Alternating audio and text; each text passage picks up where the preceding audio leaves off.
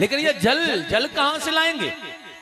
देखिएगा, तभी बड़ा सुंदर भाव है। सुखदेव स्वामी कह रहे भगवान कृष्ण ने आज मन से मानसी गंगा को वहां प्रकट किया है। और देखिए आज पवित्र बहुत ही आनंद हो रहे हैं ये ब्रजवासी लोग। जल ग्रहण कराया है, भोजन कराया, स्वयं प्रसाद ग्रहण किया, स्वयं आनंदमय भाव से किलोल किया, विश्राम किया, हरि कीर्तन किया। बहुत मंगल है आज उनके जीवन का बहुत बड़ा प्रसन्नता का दिन है।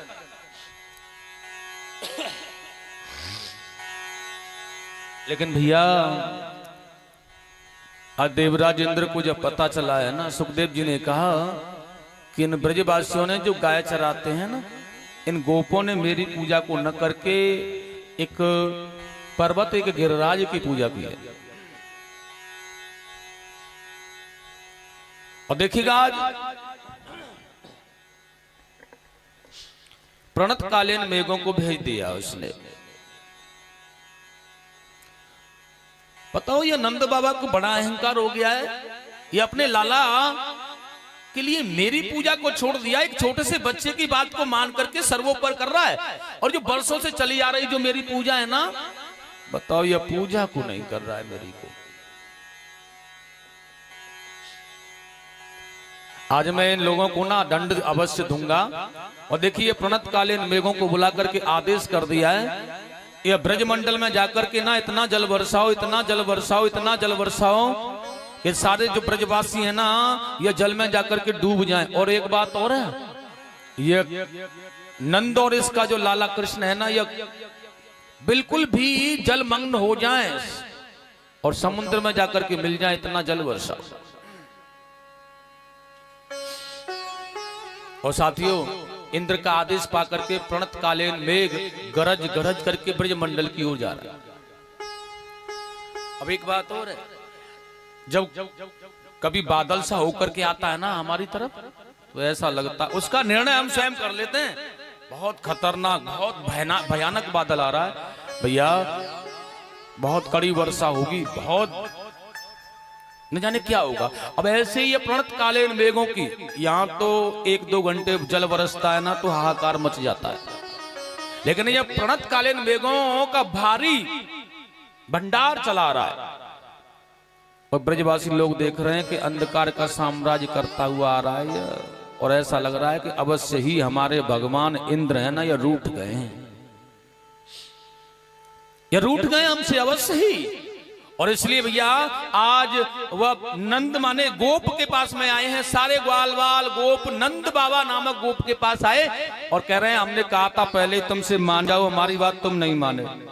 अपने लाला की जिद के कारण तुमने हमारी बात को नहीं माना और ये गिरिराज का पूजन करा दिया है। लेकिन अब हमारे जो भगवान इंद्र है ना, ये क्रोधित हो गए, ये कोप कर रहे हैं हमारे ऊपर और उनको कोप से अब कौन बचाएगा।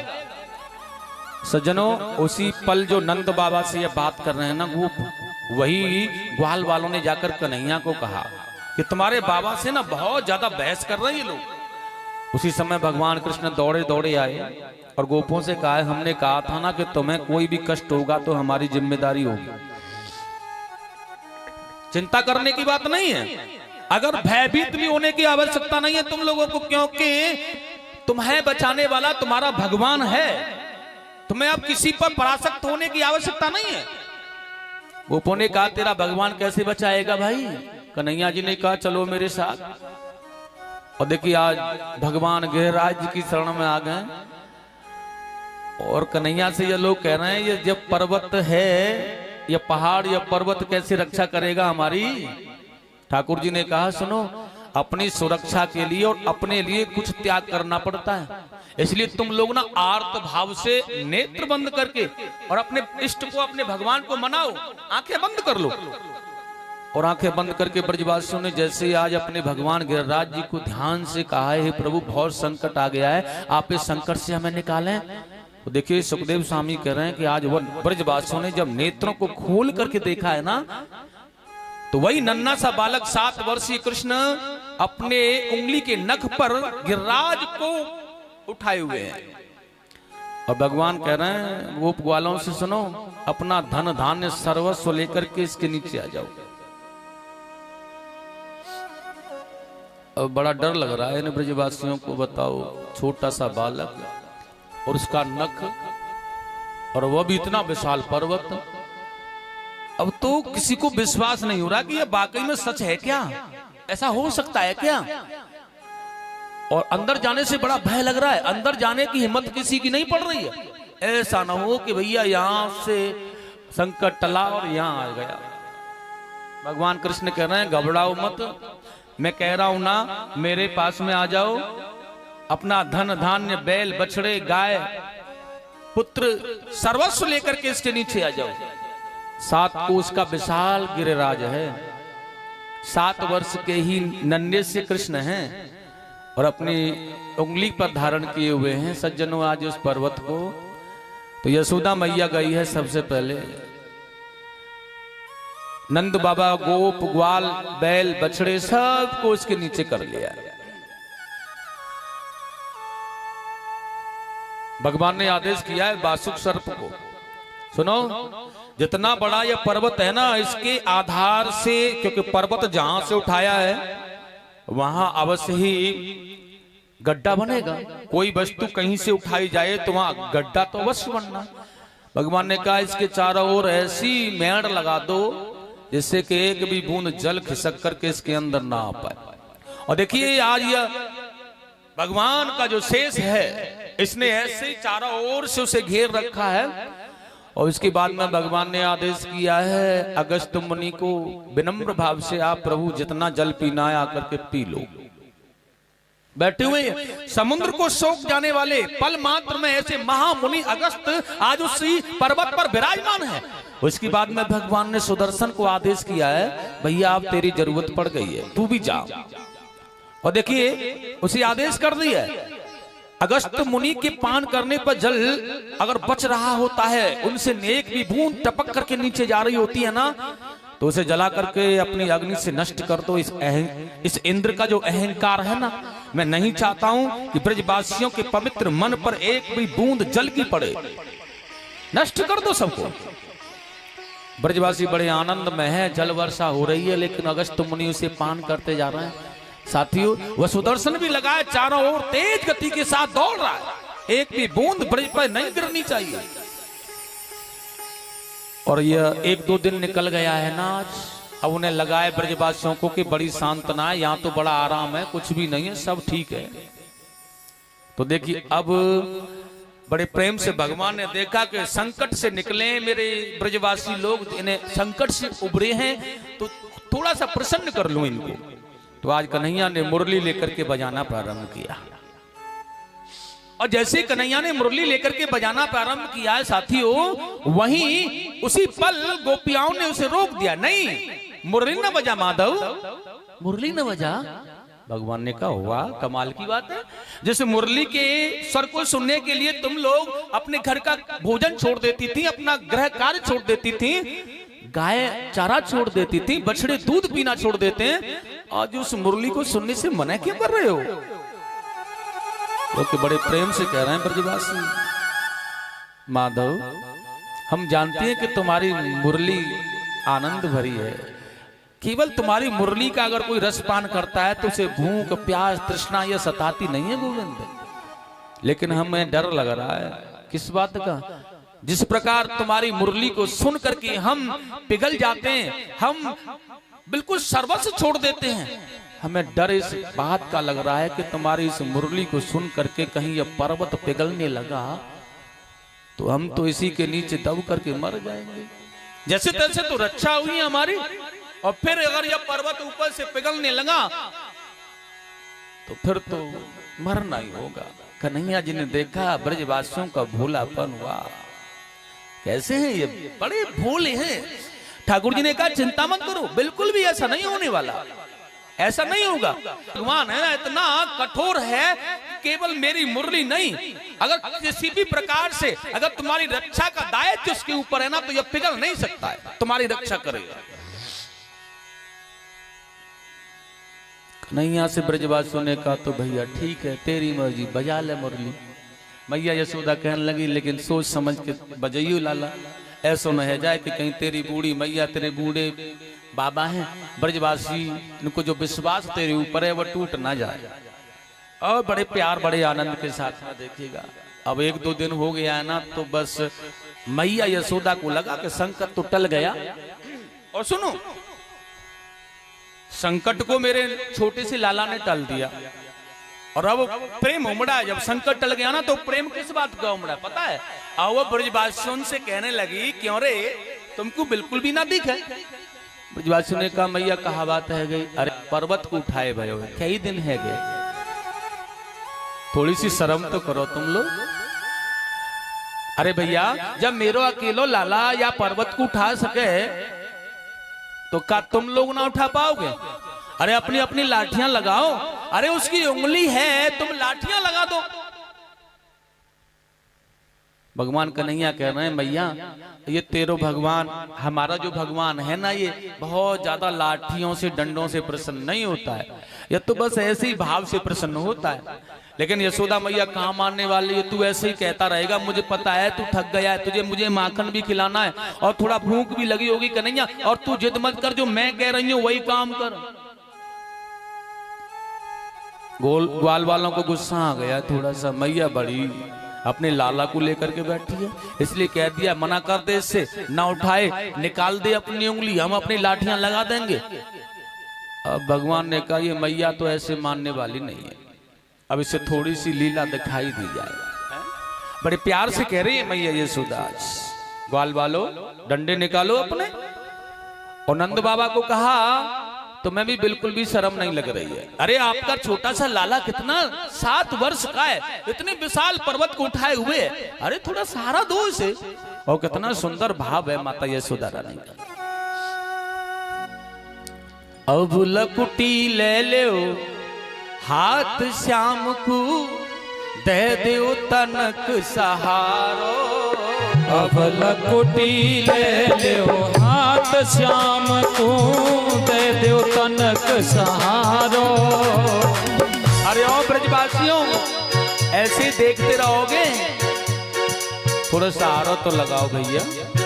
और देखो मैं तुम लोगों से कहूँगा, तुम सहारा लगा दो करो जब कोई कीर्तन होया करे या भजन गुला करे। भैया तुम देखो ताली बजाने को सहारा लगा दो करो बस। या सुना, थोड़ा सा तुम ताली बजाओगे ना, तो थोड़ा सा आपका भाव मुझे मिलेगा, तो मेरा भी भाव बनेगा। और भगवान कह रहे हैं, भाव का भूखा हूं मैं, भाव मेरा सार है, जिसने भजा है भाव से उसका बेड़ा। मेरा भाव आपका भाव, दोनों का भाव मिल गया तो परमात्मा को मिलने में देर नहीं होगी। इसलिए कहा, अब लकुटी ले लो हाथ श्याम को, कह दो तनक सहारो। अब लकुटी ले लो हाथ श्याम को, दे दो तनक सहारो। 1 किलो मेरो लाला थक जाएगो, ये गोवर्धन है भारो। 1 किलो मेरो लाला थक जाएगो, ये गोवर्धन है भारो। 1 किलो लाला मेरो थक जाएगो, ये गोवर्धन है भारो। 1 किलो मेरो लाला थक जाएगो, ये गोवर्धन है। जय हो।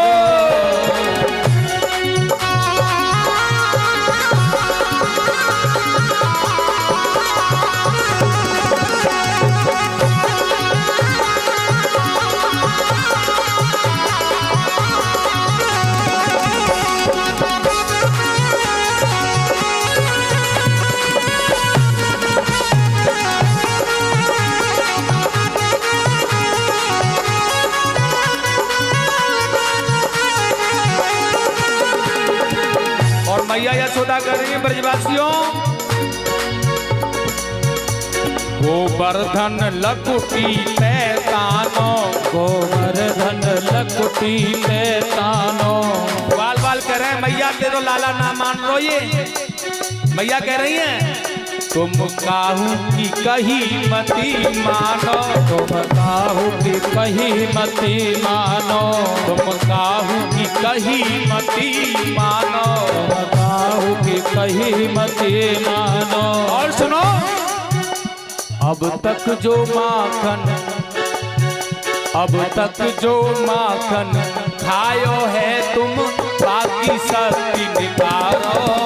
अब तक जो माखन खायो है तुम बाकी शक्ति निकारो। ब्रजमंडल के पहलवानों, आज तक तुमने जितना घर घर जाकर माखन गोपियों को खाया है ना, आज उस माखन की जिम्मेदारी निभाने का समय आ गया है। अब तक जो माखन खायो है तुम बाकी शक्ति निकारो। अब तक जो माखन खायो है तुम बाकी शक्ति निकारो। अब लकुटी ले लो हाथ श्याम को दे दो तनक सहारो। अब लकुटी ले लो हाथ श्याम को दे दो तनक सहारो।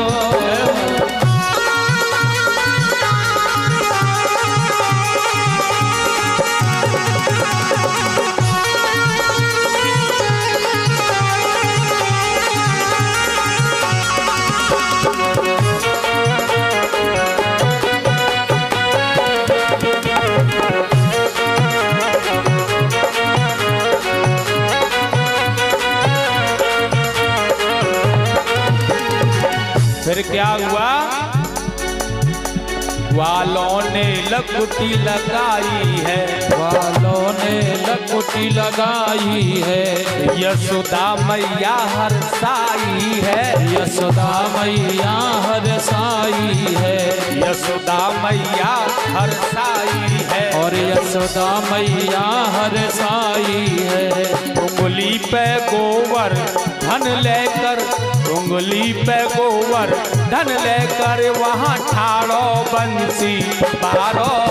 उंगली पे गोबर धन लेके वहाँ ठाड़ो बंसी मारो। अब लकुटी ले लो हाथ श्याम को दे दो तनक सहारो। अब लकुटी ले लो हाथ श्याम को दे दो तनक सहारो। जय हो, राधे राधे।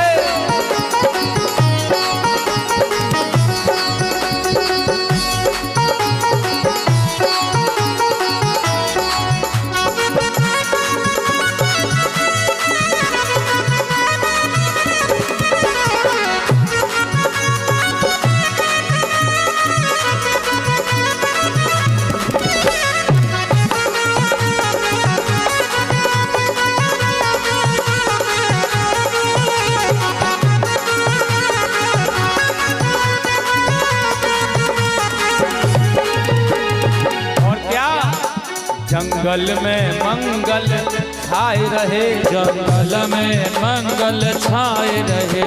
जंगल में मंगल छाए रहे, ओ जंगल में मंगल छाए रहे। और जल इंद्र देव बरसाए रहे, जल इंद्र देव बरसाए रहे। हाँ, जल इंद्र देव बरसाए रहे, जल इंद्र देव बरसाए रहे। जल इंद्र देव बरसाए रहे, यानी सबको संकट तारो।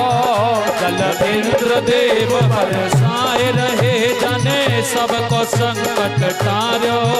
अब लकुटी ले लो हाथ श्याम को दे दो तनक सहारो। अब लकुटी ले लो हाथ श्याम को दे दो तनक सहारो। पिलो मेरो लाला थक जाएगो ये गोवर्धन है भारो। पिलो मेरो लाला थक जाएगो ये गोवर्धन है भारो। भारो मेरो लाला थक जाएगो ये गोवर्धन है भारो। भारो मेरो लाला थक जाएगो ये गोवर्धन है भारो। छोटो मेरो लाला थक जाएगो ये गोवर्धन है भारो। छोटो मेरो लाला थक जाएगो ये गोवर्धन है भारो। अब लकुटी ले लो हाथ श्याम को दे दो तनक सहारो। अब लकुटी ले लो हाथ श्याम को दे दो तनक सहारो। अब लकुटी ले लो हाथ श्याम को दे दो तनक सहारो। बोलिए बोलिए गिरिराज धरण भगवान की जय हो। जय जय श्री राधे। मैया ने कहा ग्वालन्नु लकुट्टी उसमें लगा दी। अब सुखदेव जी कह रहे हैं भैया जब ग्वाल वालन्नु लकुट्टी लगा दी वहां में, तो भगवान से कहने लगे तेरी मैया ना बड़ा तानो दे रही है हमको। और सुन लाला अब तू थोड़ा आराम कर ले।